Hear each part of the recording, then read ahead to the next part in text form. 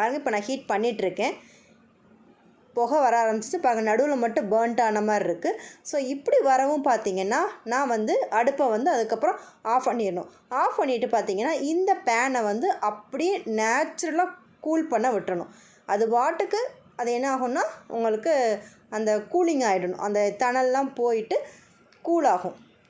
So இதே ஸ்டெப்பை நம்ம ஒரு 2 to 3 டைம்ஸ் திருப்பி பண்ணணும். அதாவது ஃபஸ்ட்டு துடைக்கணும், அதுக்கப்புறம் அப்ளை பண்ணணும், திருப்பி ஸ்மோக் வரணும், அப்புறம் கூல் பண்ணணும், இப்படி போகணும். ஸோ இது சென்டரில் பார்த்திங்கன்னா கொஞ்சம் பிடிச்சிருந்துச்சு தான். ஆனால் இண்டஸ் வேலியில் என்ன ஆச்சுன்னு பார்த்திங்கன்னா எனக்கு அது தின்னாக இருக்கிறதுனால எனக்கு அது நடுவில் கருகுச்சு. இது ரொம்ப வெயிட்டே பார்த்திங்கன்னா 3.4 grams சம்திங் இருந்துச்சு. இப்போ அடுத்து என்ன பண்ண போகிறோன்னு பார்த்திங்கன்னா திருப்பி கொஞ்சம் எண்ணெய் ஊற்றிட்டு நான் 3 டைம்ஸ் பண்ணி முடிச்சுட்டு உங்களுக்கு திருப்பி கொஞ்சம் நிறைய